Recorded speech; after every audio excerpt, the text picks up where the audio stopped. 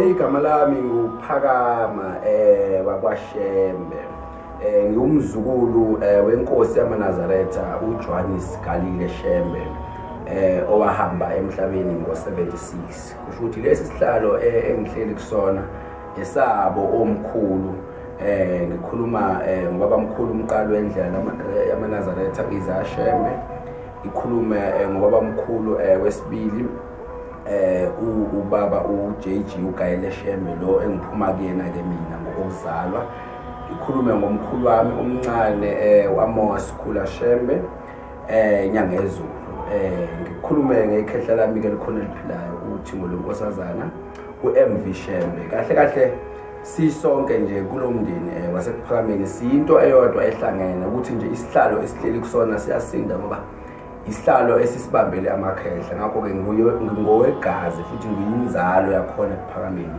Lokhu nje ngikubambele amakhehla asePhakameni, ngikubambele yena uNkulunkulu wasePhakameni qobo uShembe. Ibandla leli lamaNazareth lasungulwa ngo-1910. Lalisungulwa umprofeti uIsaya Shembe. uIsaya Shembe wayisuka ngapha eNtabazwe eHarrismith. La asuka khona ke kodwa wayethume yizwi likaNkulunkulu elali lifike njalo kuye ekseni emini ntambama likhulume lithi ngiyakuthuma ndwamafa ngikuthuma ezweni laseMpumalanga, ngikuthuma ezweni laseNatali lapho ufike khona Nhlangakazi khona intaba le yaseNhlangakazi esiya kuyo njalo ngoJanuary. Intaba lapho ayefike ahlangane khona noNkulunkulu lo wayemthuma umprofeti uIsaya Shembe. Leli bandla ke kakhulukazi ligxile kakhulu emasikweni abantu bakithi nasebuntwini bethu. Ake nje ngikubuke ngenye indlela, ngingakubunga ukuthi libandla eligxile kubantu abamnyama kuphela ngoba zonke izizwe zinamasiko azo. Mawungabheka kahle asikho isizwe esinganawo amasiko aso. Ingakho ngithi angithandi ukuthi ngikubeka ngazi ukuthi ligxile kakhulu ebantwini abantundu kuphela, kodwa lalizobuyisa ubukhosi besizwe sophunga noMageba. Lalizobuyisa ubukhosi besizwe soDinizulu, sesizwe soHintsa, isizwe soMshweshwe, isizwe soMzikazi kaMashobane, isizwe saManguni. uNkulunkulu wasePhakameni wayethunyelwe esizweni saManguni.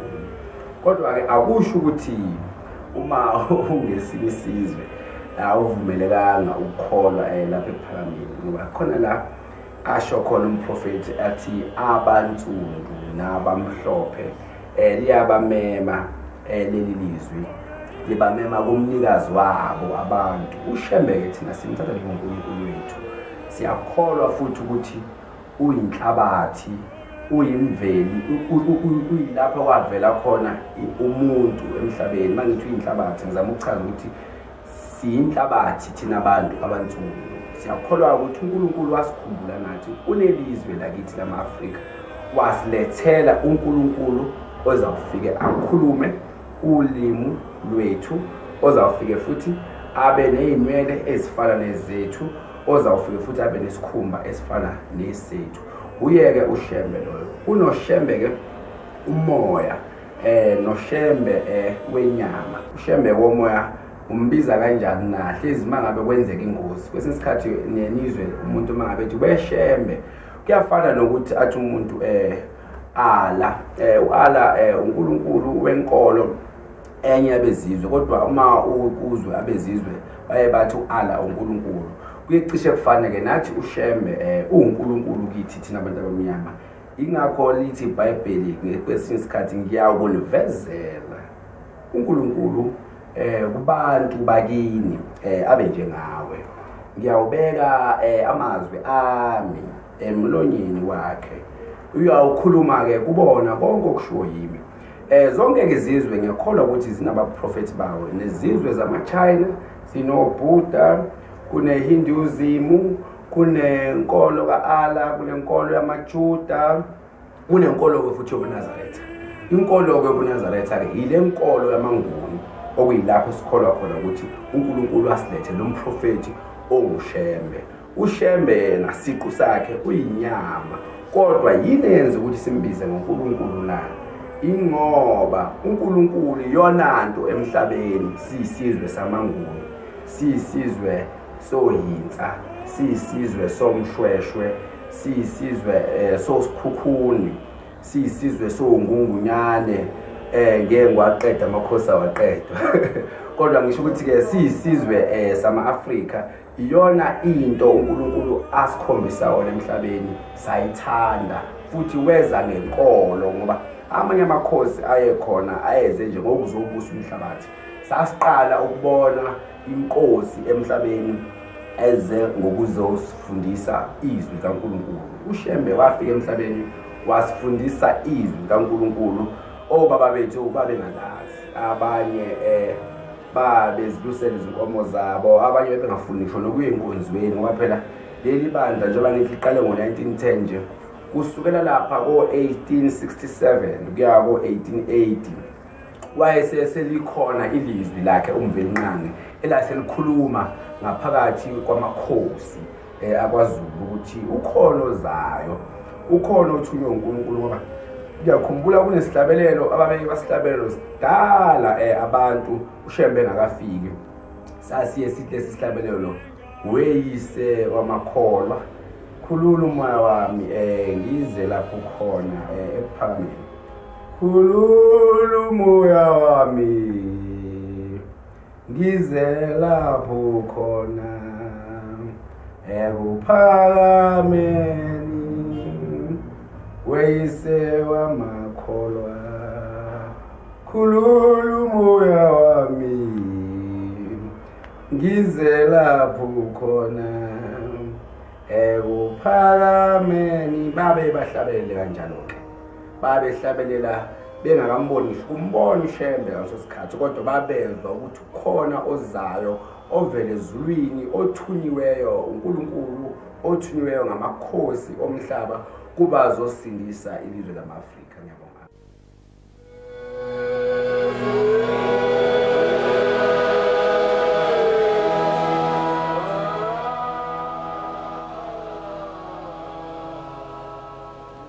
Njalo ngenyanga kaJanuwari ibandla lamaNazaretha liye libuthane emzini walo ebuhleni eNanda. Liye libuthane khona ke lapho lifike lilinde khona, njengoba nibona njena abantu babuthene balindele ukuya entabeni yaseNhlangakazi, lapho umprofeti waleli bandla, umqali webandla lamaNazaretha, umprofeti uIsaya Shembe, lapho afike khona ahlangana noNkulunkulu. uNkulunkulu lapho afike khona wamupha khona konke lokho enikubonayo, ngoba wayeyedwa wafika wamnika yonke lento eniyibonayo. Njengoba nibona nje abantwana bebhekile izihlabelelo, lezi zihlabelelo ziyafundwa, zinemthandazo yokulala neyokuvuka. Mesabeni uJava zukulwane ngezizukulwane, nigcine imithetho yakhanukelayo na uJava, ngenceku yakho uMoses ukuze kudumisa kwamkeleke uThixo wemikhosi. Kuba umngani ngamdumisi ngemithetho yakhe, akakuyemukela imithandazo yenu, akasozane ehlisela izibusiso, mani ngayilalela imithetho yakhe niyigcine. Iyancenga zukulwane ngegama likaJehova, Inkosi igcinane umthetho kaJehova. uJehova umelusi wami ngokweswela mina senzwa sakhe, yangelusi ebusuku nasemini yavumela izindebe zamphatha igama lakhe. Uyabuyisa umphefumulo wami ekulahlekeni kwawo, angiholele ezindleleni zokulunga ngenxa yomusa wakhe. Noma ngihamba esigodini sethunzi lokufa, angikwesaba okubi, ukuba isihlangu sikaJehova siyakungivikela ngenxa yomusa wakhe. Yena wendlala esithebe somusa wakhe ebusweni bami, wangijabulisa phambi kwezitha zami. Wagcoba ikhanda lami amafutha, indebe yami iyachechema. Impela kuhle nomusa, yakungilandela imihla yonke ukuphila kwami. Yamhlala endlini kaJehova kuze kube sekupheleni kwezinsuku zami.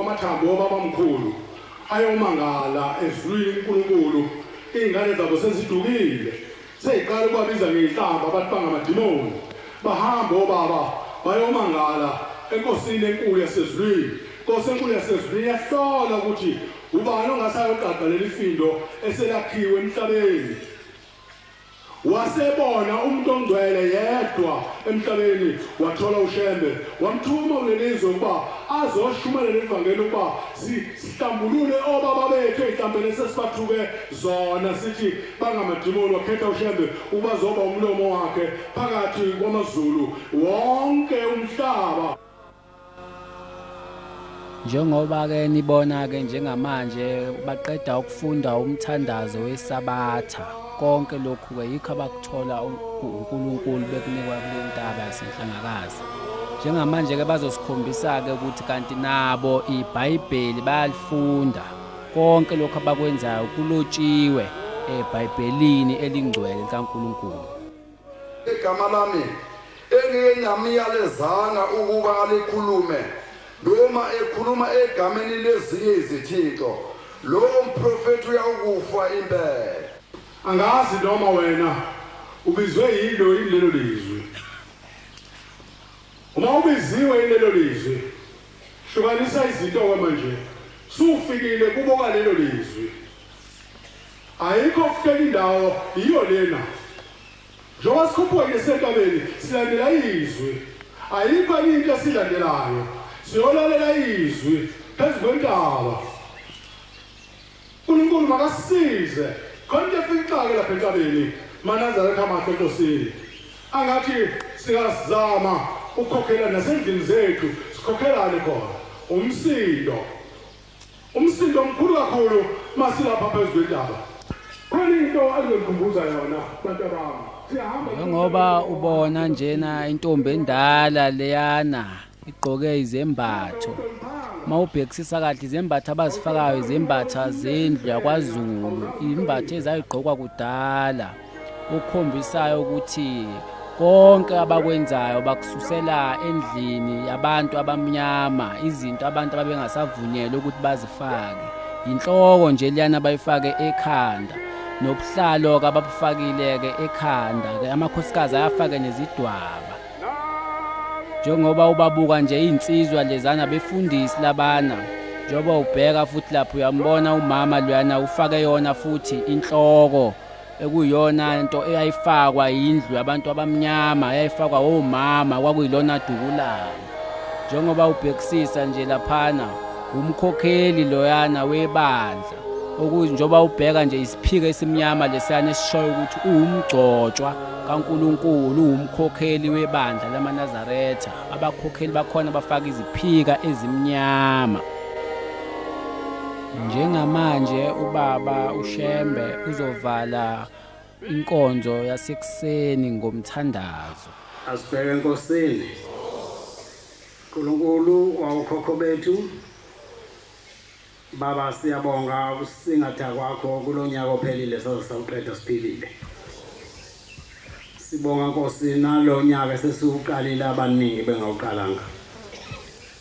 Sicela Nkosi usinike wona siuqede nawo. Sicela Nkosi uhambele abantwana bakho abasezibhedlela ezinhlungwini zezifo ezinhlobonhlobo. Sicela Nkosi baphilise. Sicela Nkosi nabasemajele. Sicela Nkosi nabo ubahambele. Sicela Nkosi uhulumeni wakithi. Sicela Nkosi umnike amandla. Umnike nesu lokubusa umhlaba. Umnike Nkosi indlela yokuphathwa kwabantu. Sicela umsaka uNkulunkulu nothando lukaMoya Oyingcwele ukuba kwahlele phezulu kwethu sonke manje kuze kube phakade. Amen. Emva komthandazo ke kuye kuphume iladi kuqala ngaphambi kokuthi kuphume inkosi uShembe. Njengamanje mawubhekisisa indoda leya ndoda leyana indoda esokile ephelele efanele ukuba kube yiyo ephatha iladi likaNkulunkulu.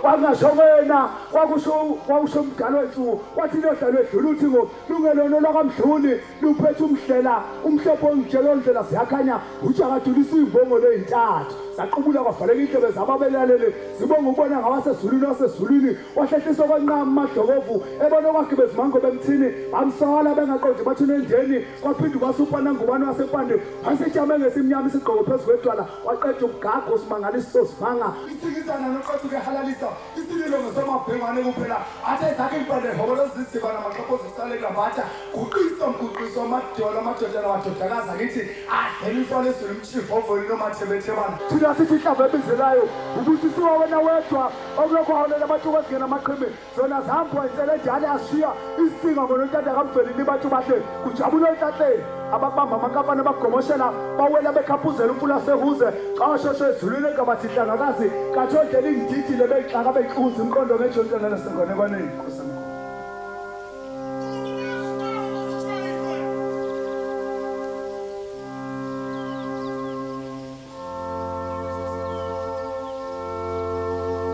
Seliyaphuma ke iladi nje ubona ke beguqile nje bahlonipha lona iladi. Seliyaphuma ke njengamanje nje ubuyibona icwecwa liyansizwa liyana ikhipha iladi manje liyophuma esangweni lapho ekungena khona inkosi yamaNazareth kuphela. Leliya sango leliyana ekuphuma kulo iladi kungena kulona inkosi yamaNazareth nalabo abantwana abaphethe izinto zikaNkulunkulu zomsebenzi kaNkulunkulu. Njengoba ubona ke ihamba njalo ibheke lapho ke ekuhlala khona iladi.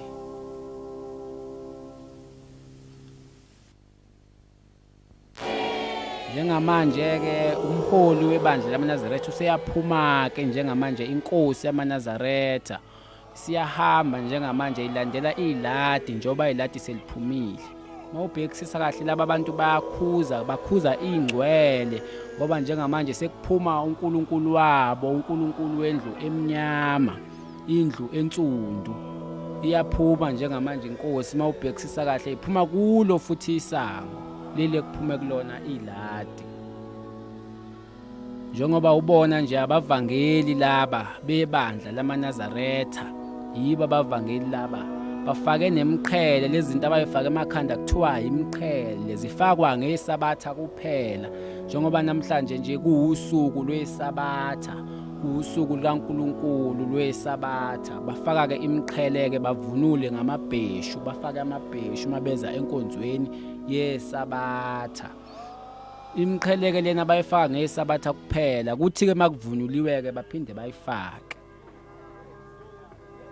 Njengamanje ke nje ubona kuyisiphithiphithi laphayana balungiselela bahamba manje bayonikela ke bayobika ke abanye bayohlambuluka kunezinhlambuluko abanye bazikhiphe-ke mabefika njengezinhlambuluko zama-50 cent bahlambuluka ngama-50 cent abanye kusuthi kwesinye isikhathi basobe bekade bengalindanga bephuma ey'ndaweni ngey'ndawo uNkulunkulu kwasekuphakameni uyabaceleleka ukuthi bonke laba bafikayo bahambe-ke bayohlambuluka njengamanje mawubhekisisa kahle bayileke-ke njengamanje bayohlambuluka bayanikela nje ubabona nje abashumayeli labana ababheke iminikelo yabo namakhosazana iminikelo-ke ibhekwa abashumayeli namakhosazana njalo kakhulukazi makuyimhlangano uyabona njengamanje kuyaphithizela laphana iy'nsizwa leziyana zebandla lamaNazaretha ziyaphithizela uyabuyisa umphefumulo wami ekulahlekeni kwawo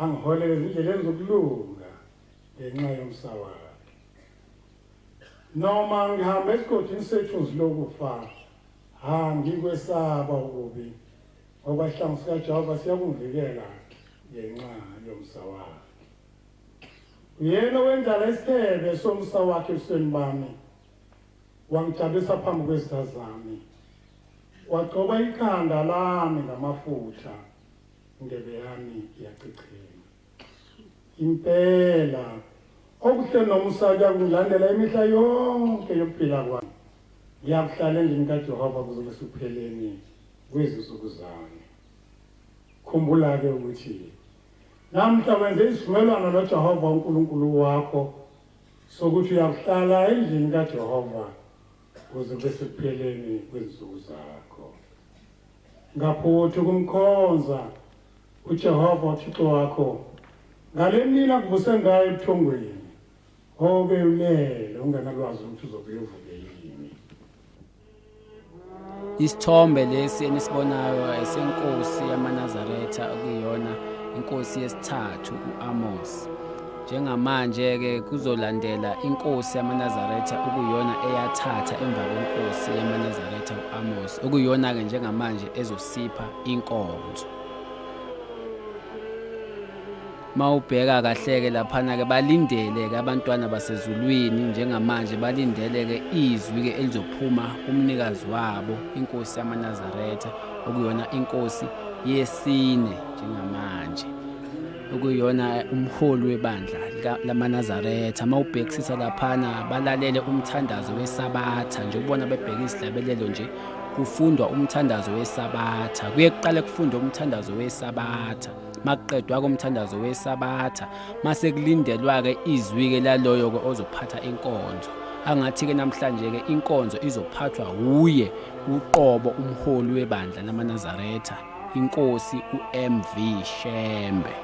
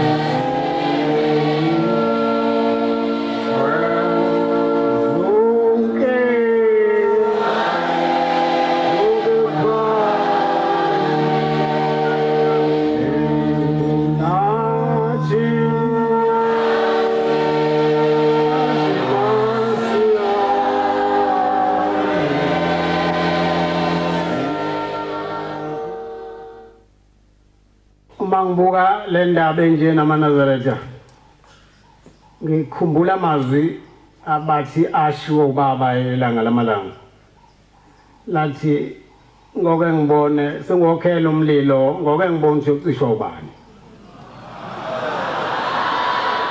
akekho umuntu ongacisha lento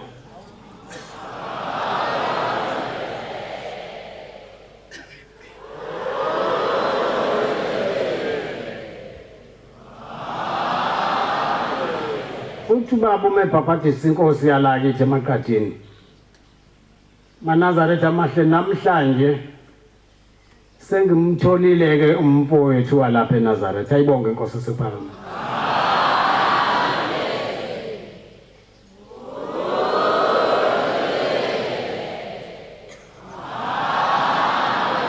akekho ongalwazi usizo lenkosi yamaqadi ihluphekela lobu Nazaretha busasimeme namanje ngamazwi kababa ilanga lamalanga ayibonge inkosi sephakama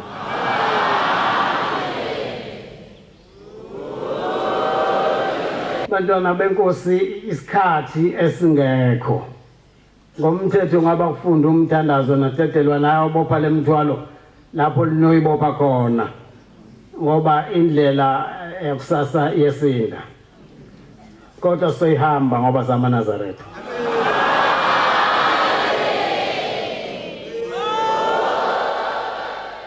yakhala inganono uthi lo maya ephepheni ngangena phansi kombhede nengane eyami esencane uthi ngaphenya ingubo kancane elengela phansi embhedeni uthi ngambona ubaba wengane phakamisa izandla zombili eyincengela kulaba bantu uthi ngamuzwa ethi awu bafowethu uma kukhona engakona kinina ngoba nginazi ngithetheleleni ngoba anginazi futhi angicabani namuntu mina kwanhlanga zimuka nomoya wazama amanye amagama futhi amahle bamdubula bambulala kuphi ukuthethelelana njengoba sihlala esikhala la awuthethelelwane bo ngoba umuntu mesenza into uyabaleka asafuna ukwenziwa lutho yena kuphi ukuthethelelana lolunya olungaka lukhamukaphi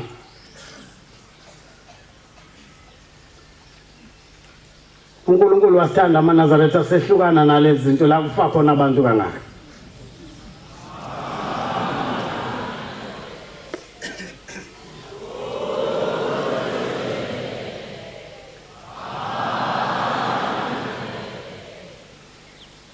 silandela indaba enkulu la maNazaretha indaba kaShembe uma uyixoxa ngathi uxoxa insumansumane lo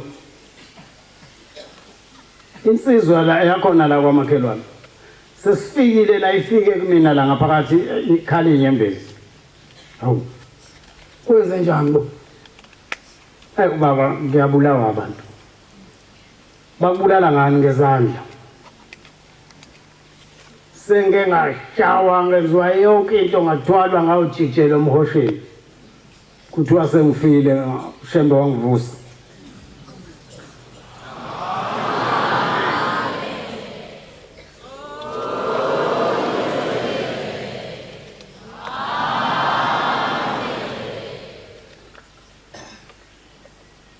yini kwenze njani cha uma ngibuka ngithi bathengiwe kodwa bahlangene namaphoyisa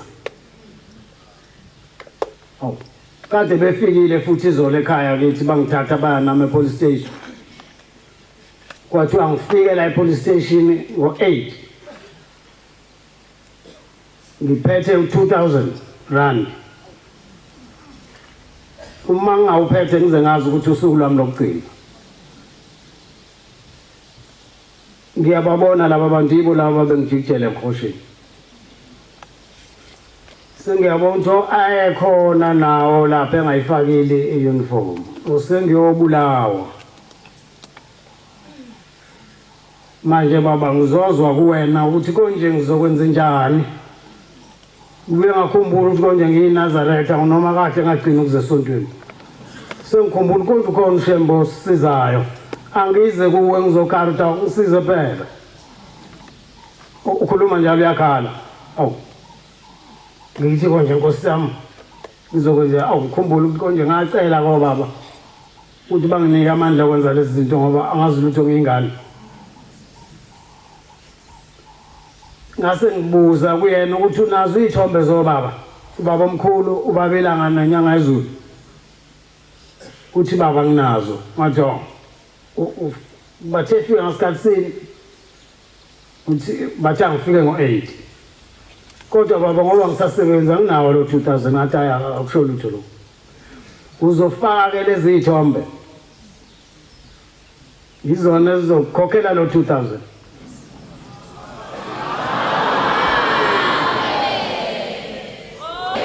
uzothi phakathi la nesifuba sakho ubophele sika baba omkhulu umqalo wendlela kwesokudla ufaka ubaba ilanga lamalanga kwesokunxele busufaka ubaba inyanga ezulu ushone khona ubusu yabuya ungitshela ukuthi kwenzekeni Amen.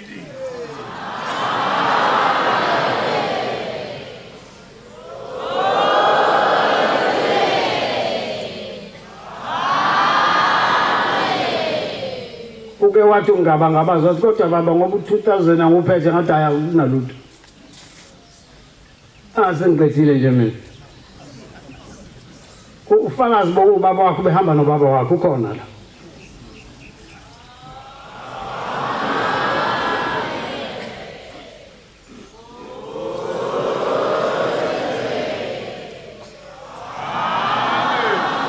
yenzeka ngolesibili lento uthi bathi akafike kusasa ngolesithathu wavuka washona khona ngitheke othi mase buya azongitshela ukuthi kwenze njani kwenzekeni cha nabala wabuya maqhamuka ngithi abakubulalanga uthi cha baba kwenzeke njani uthi ngibinele ngaqhamuka nje bathi hla amakhosi la ngiwafaka esifubeni uthi baxabana bodwa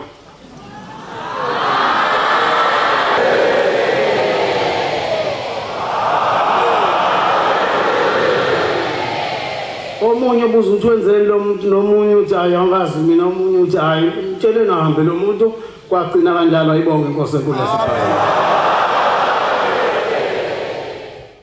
uma sila ewoza sekufika insizwe usomatekisi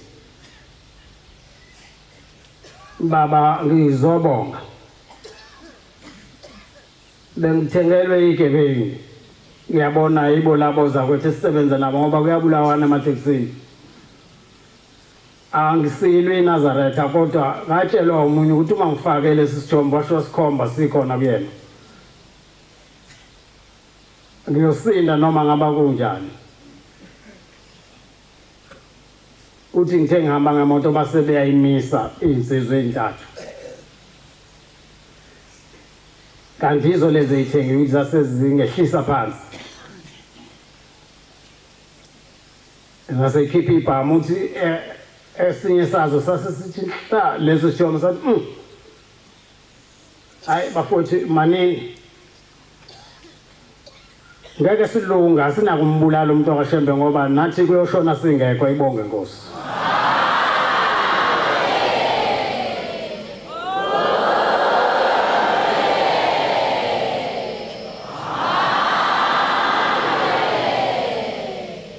indaba enkulu le ufika unkosikazi sikhona lapha ewoza uthi baba sanda ukufika nje ngithi wafika ngakusasa ngizokubikela ngentembi engenziwa elinye lalama Nazareth akho awu ngithi kwethuka mbijana lenzane Nazareth lam baba liyangithakatha ubona ngani ukuthi thakatho ayilona manje ke waphuma wasina phandle nalezi ingane zakhe angilali ngalelo langa awu ngithi kucabanga kancane ngibona hayi isitha sama Nazareth lesi ayikho lento ngibiza umfundisi ndunaza angilalelise la aphinde lo mama ngithi yabona lo mfundisi uzohamba naye lo mama uyongikhuzela lo makhelwane walo ukuthi ngithunywe yimi ngithi akayeke phela umntakada sekwanele manje ubanike imoto bahambe nomfundisi uma sebuya umfundisi uthi baba ngibange ngisafika nalapho yini manje uthi lo osazobe ezobika uthi yathakadwa ucele ukuthi umfundisi angene kwakhe enze umthandazo isikhulu hawu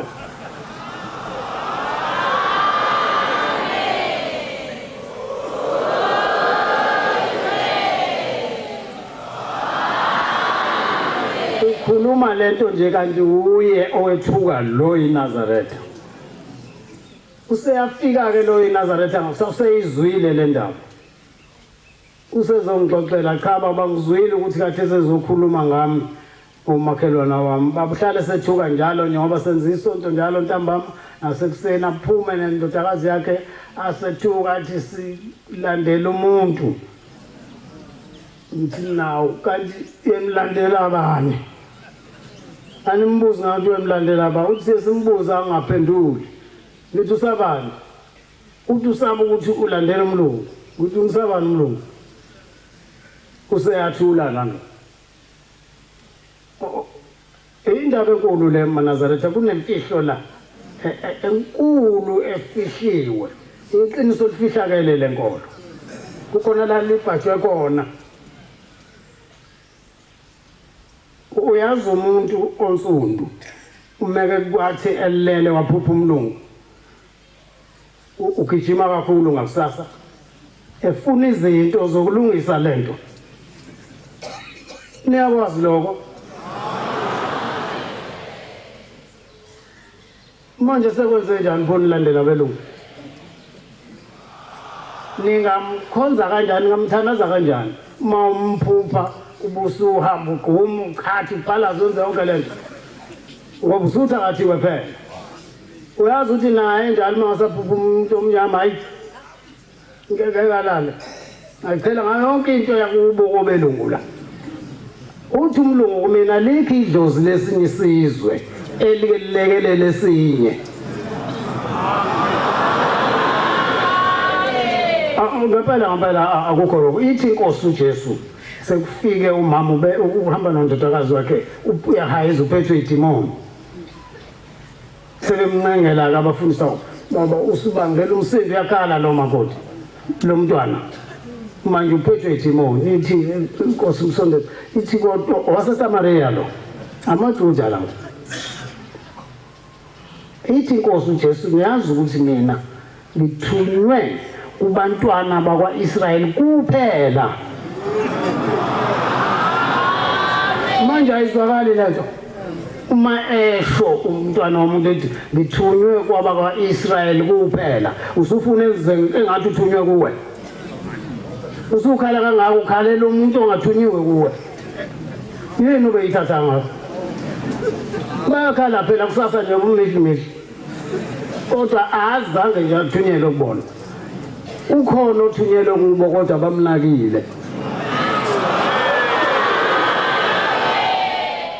asibalekeni ngoba uzogijima engifuna sebembuza ukuthi kade thini kumina abakubo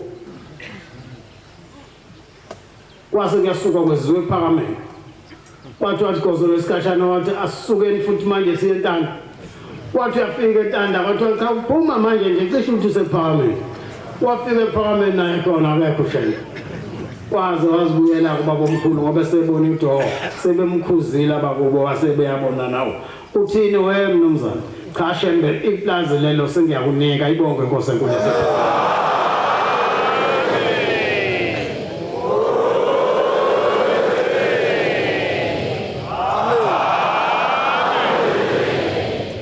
sibusisiwe weManazareth amen ngibone kuyileli isonto leli lakithi ngase ngibike konke kona kwami ngithethelelwe.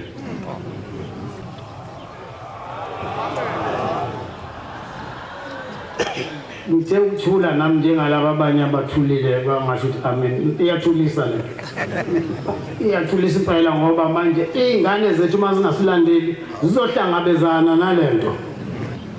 Ucele ukuthi akuthethelele, ucele ukuthi angene emndenini wakubo adlula ezulu uba usumenzele ithikithi la eNazareth uyobusisa. Amen.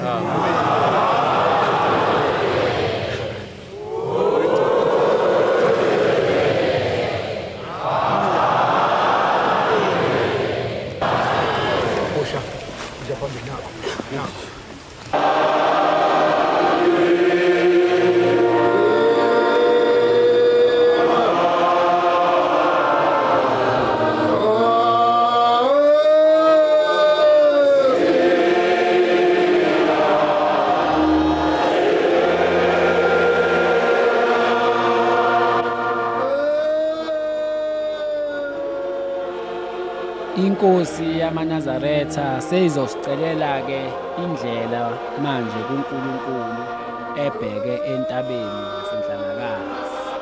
Uza kusicelela ke ngomthandazo ke ukuba ke uNkulunkulu asibheke ngoba ke nelanga liyashisa lapha. Sizawucela ke nje ukuthi ubaba uShembe sicelele ke indlela ebheke entabeni yaseNhlangakazi ukuthi uNkulunkulu ababheke abantu bakhe indlela yonke.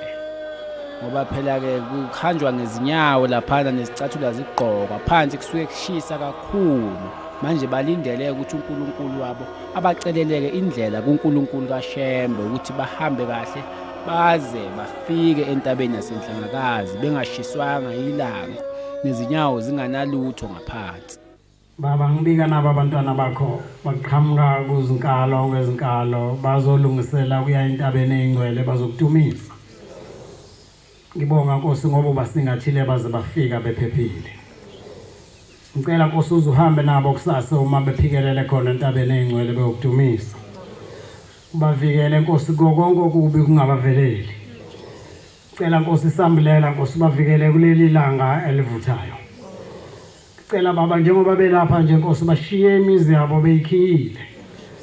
Ngicela Nkosi iphoyisa kube uwe ogade leyo mizi. Kuze kuthi bama bebuya bayifice iphephile. Ngicela umsa kaNkulunkulu nothando likaMoya Oyingcwele ukuba kwehlele phezulu kwethu sonke manje kuze kube phakade. Amen. Ngilaleli igedi ezingile kwelamathongo lithi tholela komayingalo uphethe elikhulu ufuma novela behleke ufumisa abaphansi bahlekisa abaphezulu ngebuzi lendlovukazi emsini waselinda lathi ngincinci kamdolo usapho lokuphakama yanuka santungwane Nkosi yezulu nomhlaba ibona kulukhulu lusalinyelela kanti ugcakela uhlanga lomhlabathi uphetshana phuma esiqewini kade bekufanele kungekho ngale kwezitsha kokandaba ezoqongqothi idlela ncizisa abefundisi bakithi eParliament isinqandabuli bapema bakholo kabhushe sethi nizeni kwezamathunga leli iqhabanga likaShembe sekuyile edondolozelo ophunga nomageba becacamezela ucanasa behlola ifundeni ukelazimeshe zawujama sezanda kabi zanda ngamabhanqule ukhotha londonga kameyisa phezu kwentaba umsusu wezingwele ngonyama hlaleni esiqwini ushaya indivu ukhokothana lokhokhomela wathula waqothisa uthalani sokusayo sebejuda amagwababa bawembathise zamalanda walanda ngefofu bezawungqeqa badela ngoyosabele ukuthi inyanga ezulu ubani onikele ngejuphe lokulinda amabele Nkosi unangena uDukaneswe engaphinde ephumule namalanda emsini okhazimulayo mhlalo wenkuthi uthi sithabazi awulinganwa nyoni amahlaze nenkangale ubelethe ukhozi lokusika amajuphana zakubeka kwabale imbambo kweza kwafazi walwayo ziphakela ingqile zakwafazi omncane intandokazi. Lensizwa enizwa ibongela imbongi yamaNazaretha imbongi ebandla lamaNazaretha njoba nazikeke ukuthi ke wonke amakhosi asemhlabeni anezimbongi nale nkonzo ke inkosi yakhona inembongi yakhona njengamanje ke umholi webandla uyaphuma manje uphuma enkonzweni yasemini lokho ke kuqhubeke njalo abantu bayafika bafikela uhambo njengoba ubona nje beguqa laphana abanye abafikayo laphana balokho bethe mdedele angene nanguzulu simkhonze uJehova yibo futhi abanye labana balokho befike njalo bayangena bafika nemithwalo nezimbogo.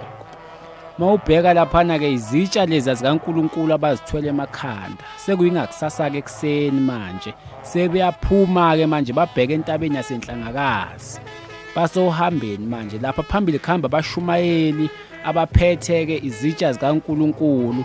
Mawubhekisisa bonke labo bahamba phambili baphethe izitsha zikaNkuluNkulu, yibo ke abashumayeli abaye bahambe phambili abaphethe ke umphongolo kaNkuluNkulu. Izimbogo ke lezi abaziphethe kuye kuphathwe ke izimbogo makiwa entabeni yaseNhlangakazi. Indoda iyiphathe ubhoko kubhincwe amabheshu. Le ndoda ehamba phambili mawubheka laphana yizo ke izitsha ezingcwele lezi izitsha zikaNkuluNkulu. uShembe azimukeliswa uNkulunkulu kuyo lentaba lena Inhlangakazi abaya kuyo. Basendleleni manje bahamba impela manje. Basendleleni le ndawo bahamba kuyo manje indawo yaseMzinyathi. Bahamba endaweni yaseMzinyathi ezweni eliphethwe Inkosi yaseMaqadini, Inkosi uMzonjana ngco.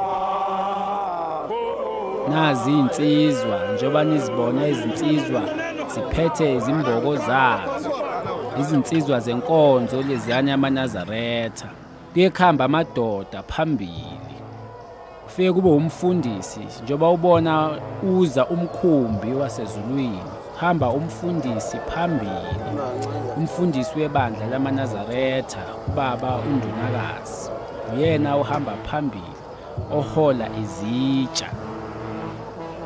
Lokha ke eyikhiphile inhlangano uyikhiphe ekseni ebuhleni yozi yofika Inhlangakazi iholwa uye umfundisi. Mase kulandela kabashumayeli ngemuva komfundisi abathwele izitsha. Njengoba babona abefundisi abashumayeli belandela ngemuva bethwele izitsha zikaNkulunkulu. Laba bantu njengoba nibabona nje balindile, bahlalile izinsuku bengakuthinti ukudla, bengaye ezindlini zabo, belindele ukwenza lo msebenzi abawuphethe. Nango-ke umfundisi uNhlangakazi uye lo hamba phambili ophethe ubhoko kababamkhulu, ubhoko akulona oluhola izitsha. Izinsizwa zebandla leziyana, yizo insizwa zebandla leziyana zisendleleni ziyazizwa izinsizwa zebandla ziphethe izimbogo zazo nemithwalo yazo. Isestation ke sesibili la baphumula khona iseyintuthwaneni. Baqale baphumule kokuqala eMbeka enkosini yaseMaqadini. Manje ke sebezophumula ke entuthwaneni. Iyandlala inkosazana laphana indlala amacansi lapho kuzofika khona ke kuhlale khona Inkosi yamaNazaretha. Umvangeli loyana oyilekelelayo. Izimpahla ke zenkosi yamaNazaretha ke ziye zibhekwe ke amakhosazana, inkosazana nje liyana ephelele okuyona endlalela Inkosi yamaNazaretha lapho ezofike ihlale khona. Mawubhekisisa kahle kuyeza laphana iumbrella lekade ibekwa leyansizwa leyana ezofike isithe khona inkosi la ezohlala khona. Isihlalo senkosi lesana asebesibekile laphana Inkosi yamaNazaretha. Nango-ke umholi wesonto lamaNazaretha usehlezi esihlalweni sakhe sobukhosi. Baguqile-ke labana bazonikela bazozibika. Nampo-ke izinsizwa leziyana sezifikile zizozibika, zijabulile kakhulu. Nakho nezitsha zikaNkulunkulu seziyangena ezintuthwaneni. Sezifikile izitsha zikaNkulunkulu ezintuthwaneni lapho kuphulwa khona. Yizo izinsizwa lezi ezihamba nezitsha.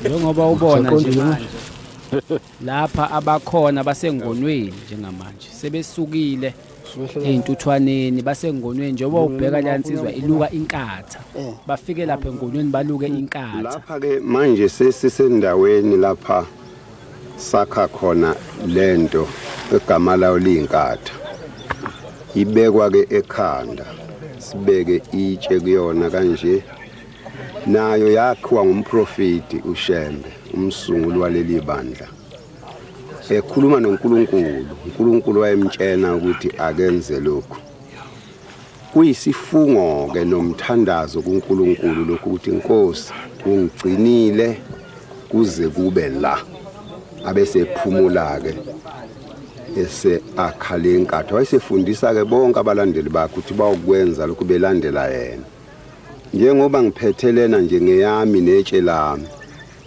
umholi uneyakhe namatshe futhi amathathu anezinkatha zawo njengoba umholi wesine lo nabo laba bangasekho abaholi banenkatha yabo ezofika ibekwe ngale ngezansi esivivaneni lapha sibeka khona amanye amazwi kuyisango-ke lelo lokuqala ukungena yendlela eyenhlangakazi.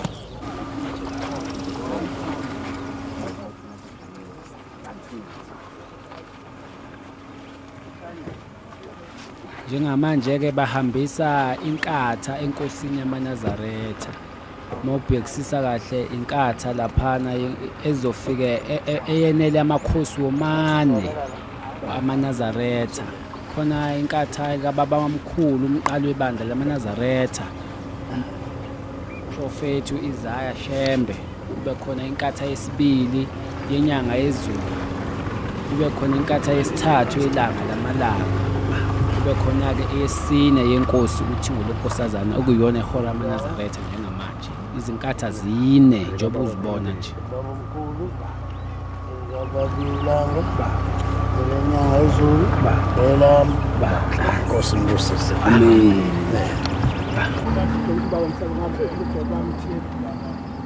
Yizo-ke izinkatha lezana nayo inkosi yamaNazaretha siyehla-ke seyobeka inkatha lapho ebekwa khona kufike kuthandazwe-ke laphana-ke inkatha laphana netshe ekhanda yayibeka inkatha yokuqala.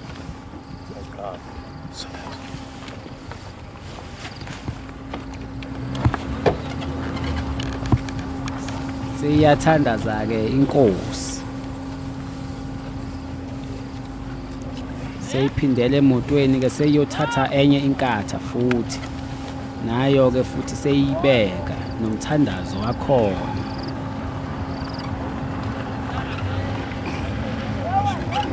Seyiyaphinda yathandaza futhi inkosi.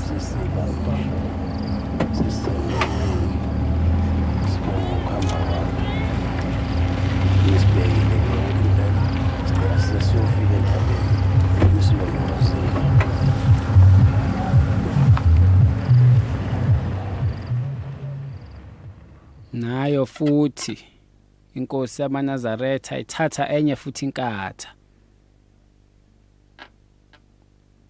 yaphinda futhi iyothandaza iyona-ke ifike ithandaze kuqala ngaphambi kokuthi abantu babeke inkatha.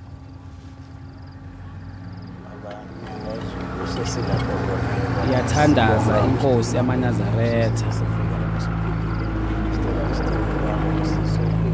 bonke-ke abantu bazofike nabo baguqe kanje bathandaze emva kokuba inkosi seyiqedile kuye kulindwe inkosi kuqala.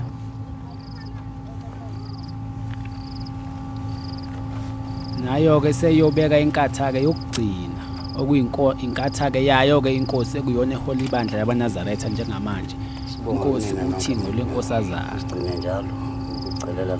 uqile-ke nawo manje futhi iyathandaza. Sesofika entabeni siphilile siyabonga. Izinkatha-ke zibe zine sebezoza-ke bonke-ke abantu bazobeka-ke inkatha nakho laphana liguqile ikhehle elidala lakwaShembe liguqe kanye nomfundisi babeka inkatha bonke-ke sebezawuyibeka-ke inkatha nemithandazo yabo.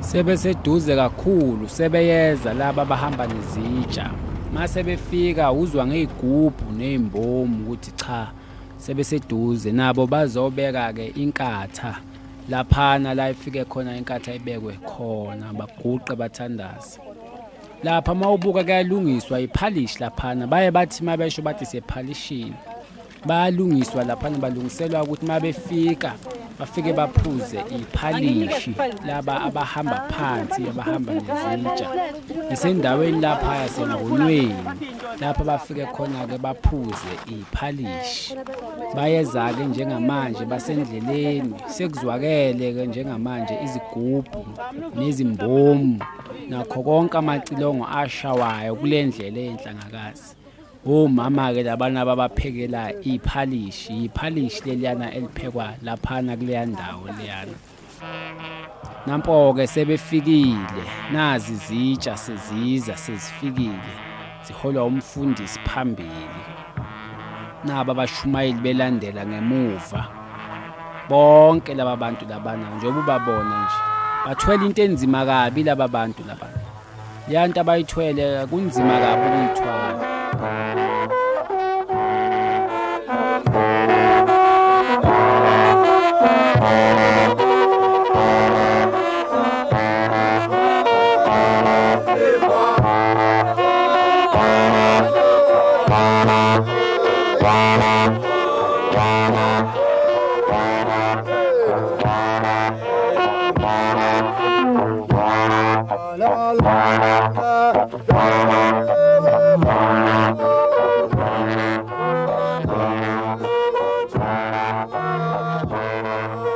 njengoba ubona nje leyansizwa iyagiya leyansizwa leyana iyasina njengamanje njoba sesashajuzwa ngezigubhu nangezimbomu mase befikile laba bahamba phansi isigubhu ke lesiya bazosuka ke manje ke laphana kade bema khona iphalishi sebebheke ke manje lapha bazofike balale khona baye bafike ke balale esibukweni lapha bayakhona njengamanje babheke esibukweni izintombi leziyana ozibona lapha intombi ayiphelele zebandla lamaNazaretha ebezilindele ukuhamba lolu hambo zikhona ke izintombi ziningi khona nezindala ezineminyaka impela ezifike ko 60 years ziphelele nje zingakaze ziye emaceleni yizo ke izintombi zebandla leziyana ozibona lapha zifaka amahiya kuye kufakwa amahiya bathi amabhayi seyifikile ke inkosi yamaNazaretha ke seyizomukelwa ke inkosi ibandla mawubheka lapha sesibukweni lapha inkosi izomukelwa ke ibandla lasesibukweni inkosi ke iyeyimukelwe ngezimbuzi mayifika la ifika khona nakho ke seyamukelwa inkosi sizophumula lapha nebandla lonke lamaNazaretha kusesigodini senkosi yakwashangase nayo eyilunga laleli bandla sekuthi ke kuseni kusasa sivuke siphumule kokugcina kwelinye futhi ithempele kwenye futhi inkosi leyo ke yakwaNgcobo sivuke ngolosibili ke sesiyafika ke entabeni engcwele ngoba sesiqedile ke sesenza ke umsebenzi kaNkulunkulu niyayibona leya ndoda ephethe iduku elibomvu ehamba phambili leya ndoda iyona ke ekhombisa ukuthi khona umkhosi omkhulu ozayo yizo ke izitsha zikaNkulunkulu zayiqhenya izinsizwa ziphelele zihamba nomhlangano kaNkulunkulu oyingcwele njengamanje babheke ehomisi lapha bazofike baphumule khona okugcina mase ke ngakusasa ke sebephuma sebebheka entabeni yaseNhlangakazi ziyehliswa izitsha lapha kade bephumulile ziyehliswa izitsha zinikezwe abanye bayashintshwa na umhlangano ongcwele kaNkulunkulu uza laphana izinsizwa leziyana zebandla lamaNazaretha zijabulile kakhulu zeneme zijabulele indlela yipitsi lelana sebekhathele labana baphuza amanzi epitsini izintombi zebandla lamaNazaretha lesi sebefikile ehomisi izolo lapha fike saphumula khona sisuka engonweni bekusegameni sasuka ke egameni sayolala esibukweni emzini wenkosi yakwaShangase sivuka ke namhla emzini wenkosi yakwaShangase sesilapha ke kwahlophe ogama la khona kuse Homes umzi kaNkulunkulu ke lo sizolala lapha namhlanje sivuke kusasa singene Nhlangakazi uzoshaya u9 sesikhona Nhlangakazi kusasa njengoba uzibona izinsizwa nezigubhu ziyaphuma manje sendleleni njengamanje ziyahamba zibheke lapha ke eziyakhona Nhlangakazi njengamanje seziphuma eHomes njengamanje uphumile umhlangano njengamanje Homes uyabona inkosi yamaNazaretha seyifikile entabeni yaseNhlangakazi yiyo inkosi yamaNazaretha lena iyakhuphuka entabeni eyingcwele yaseNhlangakazi iyona ke intaba eyingcwele yaseNhlangakazi lena wonke abantu abalindele ukuya khona naza izintombi zinyuka izingane ezincane okuyizona ke zezihlanga bezinkosi uma ifika lezi ingane ezinyuka laphana izingane zendawo iyo inkosi yamaNazaretha leyana iyakhuphuka njoba uyibona nje ihamba inkosi yamaNazaretha nobhoko lwayo ngemuva ke ilandelwa inkosazana emva kwenkosazana kuba abavangeli bebandla nabefundisi bebandla seyifikile ke lapha inkosi yamaNazaretha efike khona ihlale khona entabeni yiyo indawo leyana efika ihlale kuyo inkosi yamaNazaretha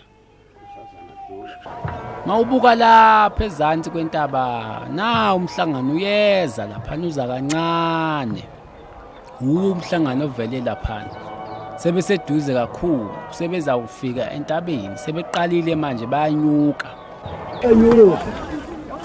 njengamanje ke sebefikile ke Nhlangakazi nje ubabona nje manje bakha amadokodo kuthiwa amadokodo lezi ndaba zakhayo lonke ke uhambo ke selifikile ke Nhlangakazi manje sekulindelwe ke manje izwi ke lomholi ukuthi amemezele ukuthi kuzokhushukwa nini ke kobingelela intaba kodwa ke uhambo lonke seliphelele njengamanje laphayana ke yiyo ke indawo engcwele ehlala izitsha zikaNkulunkulu lapho kuhlala khona umphongolo wesivumelwano izitsha ke zizawubekwa laphana zizayolokha ke zibhekwa njalo ekseni nantambama zihlala laphana ke izitsha njoba ubona nje lezi zinsizwa leziyana zizikhuphula yizo izinsizwa lezana ezilindile mawuyibuka le ndawo ibucaye kakhulu ukukhuphuka kuyo lapho kuhlala khona izitsha kodwa lawo amakhehla amadala wabona ukuthi impela akhuphukile futhi asaqinile asangahamba nje futhi aqhubeka ikhona ke laphana ke khona komphongolo kwesivumelwano sasiye sizwe ngawo kwaIsrayeli kukhulunywa ngawo naseBhayibhelini banawo ke kuleli bandla lamaNazaretha useyehla ke umfundisi ke manje kusezibekile izitsha zikaNkulunkulu endaweni yazo useyehla ke sebefikile abantu eNhlangakazi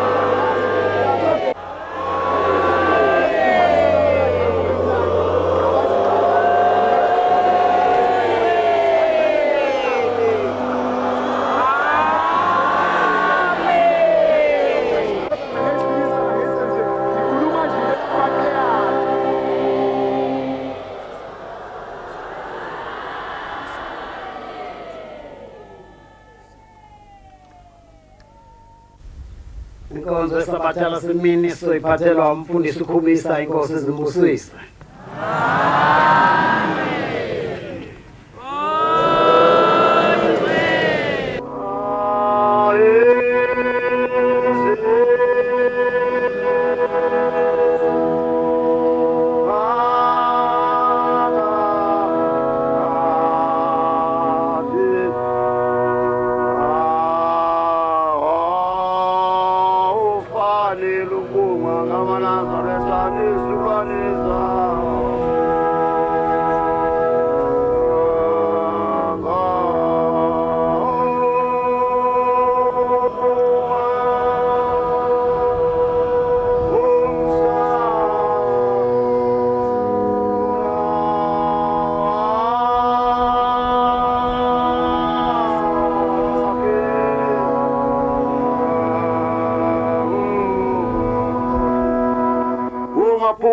Kumkhonza uJehova uThixo wakho ngale mina kuvuse ngaye ebuthongweni obelele ngelalo kuba uzobuye uvuke yini umkhonza ngayo yonke inhliziyo yakho nangawo wonke umphefumulo wakho ngoka Jehova ngosuku lwesikhombisa usuku lokuphumula wena nabendlu yakho lungumkhosi kaJehova oyingcwele ngolokudumisa uJehova kuphela uNkulunkulu uyathokoza kakhulu ngabagcinayo usuku lwesikhombisa uNkulunkulu uyabathanda abagcina isabatha ligcineke nawe nabendlu yakho bonke lapho bebuthene khona begcina isabatha akababheki ngamehlo akhe ubabheka njengomakhosi ehlonipha umyeni wakhe kodwa abeke indlebe yakhe ukwamukela intokozo ohlabela kwabamesabayo abagcina isabatha ngokufaneleyo abahlosisayo ukuthi luphi na usuku olwemiswa uNkulunkulu ngeqiniso lwesabatha sihlabele Utuma lobonga bungo wakhe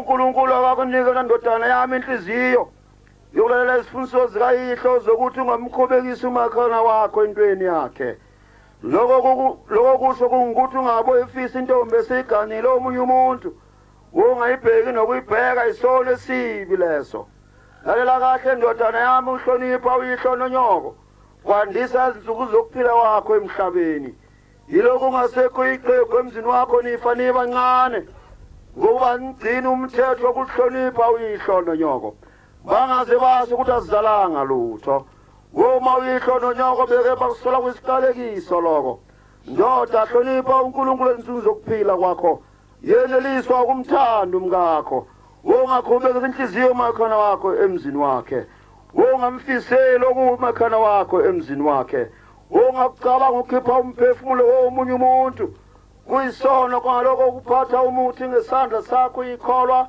uyokufa nokufa fundisa indodakazi yakho ingazoni wena ke ndodakazi lalela izifundiso zikayihlo nonyoko zokuthi hlonipha uyihlo nonyoko womalela kahle izifundiso zabazali bakho uyokandela izinsuku zokuphila kwakho phansi kwelanga uyakubusiswa egazeni kwakho nenzalo yomzimba wakho iyakubusiswa nilalela kahle kendlu kasenza ngakhona ningazenzi ubuthundu izindlebe zenu nezinhliziyo zenu ningazenzi lukhuni nibolela kahle ukwabiwa kwezwi likaJehova nengabothwala umthwalo ngesabatha likaJehova noma niphuma emazweni onke aphansi kwezulu nilethe umnikelo wenu ngenjabulo kuJehova umzini wasephakameni akawuyamukela umangalela ukugcina usuku lwesabatha.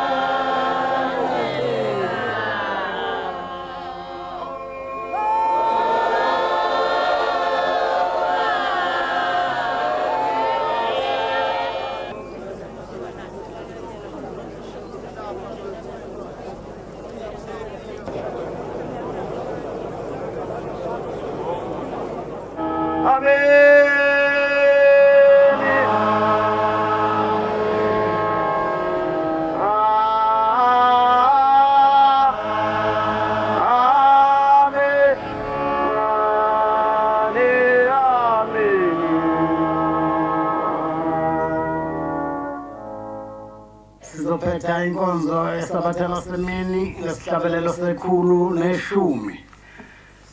Izulu linamafu. Ngizocela umfundisi uMadondo asikhole ngaleso sihlabelelo Inkosi zimbusise.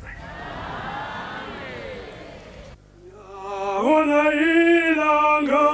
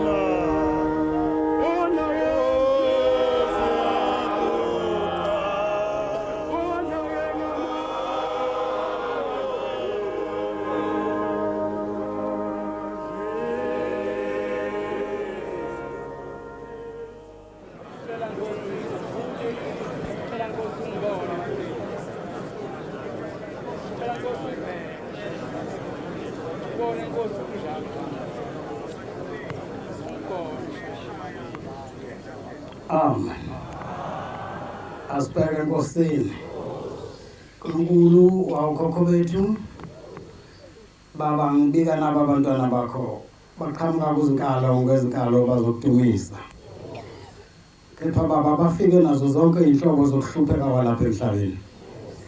Bafike Nkosi nethemba lokuba uzobasiza. Bezwile Nkosi ukuba ungumthunzi wokuphephela.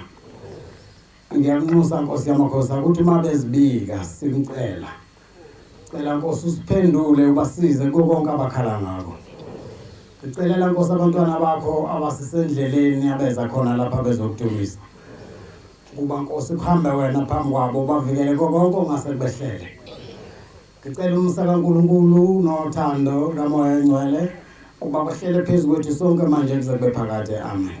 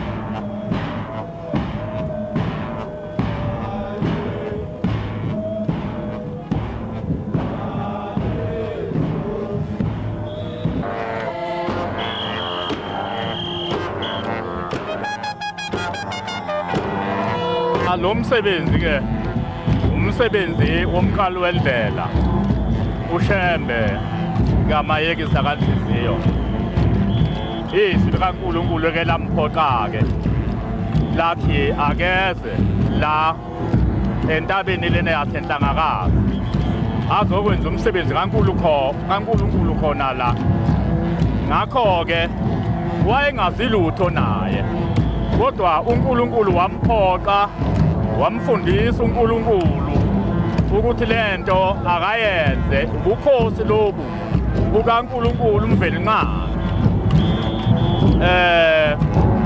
njengoba nibona nje igagayi zehlukile abanomzana bebhincile yimvelo kaNkulunkulu uNkulunkulu ayinikeza uAdam lesi sikhathi esekhishwe ensimini yedini uNkulunkulu ke wayesebanikeza ke lengubo isikhumba wabashukela uNkulunkulu indaba iBugenesis ungayithola lapho le ndaba ukuthi ngempela isikhumba leso sibonayo nemvunulo le intando kaNkulunkulu mvelinqangi yona nguba kaNkulunkulu yokuqala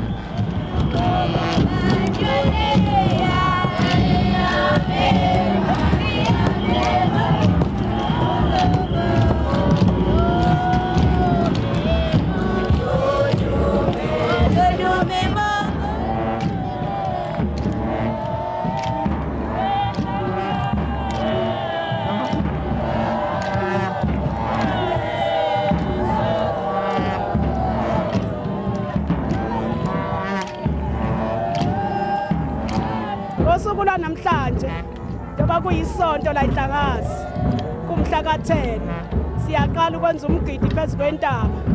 Izolo kade sigqoka iNazareth sisesabatheni nomgidi futhi usayilona isonto kodwa kushintsha isimo ngoba siyagida-ke makuyisonto.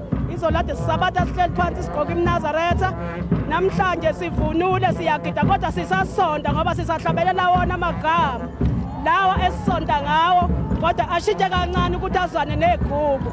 Siyajabula kakhulu ngokuza phezu kwale ntaba sizodumisa uJehova kuyona. Siye sizizwe sehla sesinomdlandla njalo ngoJanuary siza phezu kwale ntaba size sehla sinomfutho sinomdlandla ngale nkonzo yethu elokhu yaqala emandulo ngo-1910. Lo mgidi oqala-ke singawo namhlanje umgidi oyingcwele obhaliwe encwadini yehlabelelo 150 lapha kuthi khona dumisani Jehova nidumiseni endaweni yakhe engcwele. Senza wona-ke umthandazo kuseyisonto nje elifana nelayizolo njengoba kade kuyisabatha. Izolo besifake imjiva yethu emhlophe nehlaza nemnazaretha-ke egqokwe ibandla lonke emhlophe besenza inkonzo izolo. Le inkonzo yokusina inkonzo enkulu siphila khona ulapha ukuthi uma sigula bese siyavunula sifike sisine kancane kancane kancane ukufa kuze kubaleke wethuke ususindile. Abaningi baphiliswa yikho lokhu kusina.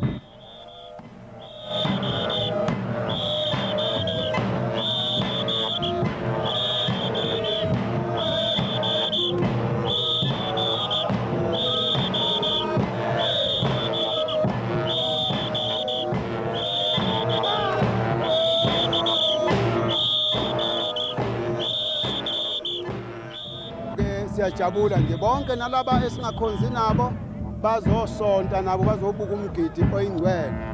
Kugida obaba, kugida omama, kugida intombi zaleli bandla esibiza ukuthi amakhosazana, sigida nezingane zethu zabafana.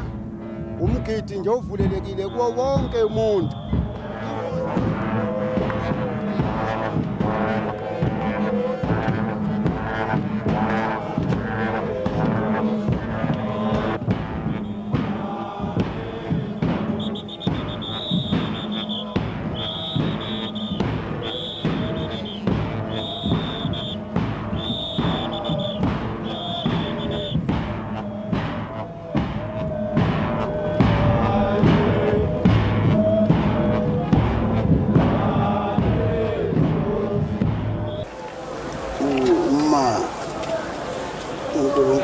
Uyigcina imithetho yakhe le asilobela yona ngenceke yakhe Moses.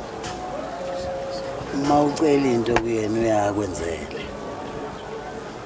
Kwesinye isikhathi uyicela into uNkulunkulu angakuniki kanti indaba kuwena imithetho yakhe uyigcina. Manje-ke amaNazaretha abantu abayesabayo imithetho kaNkulunkulu abayigcinayo bangaba mbalwa kakhulu abangayigcini. Ngiyakhumbula mhlawumbe umanani khona na-notice umthandazo engawenza ngathi ngicela ukuthi uNkulunkulu kaShembe uma laba abantu bezibika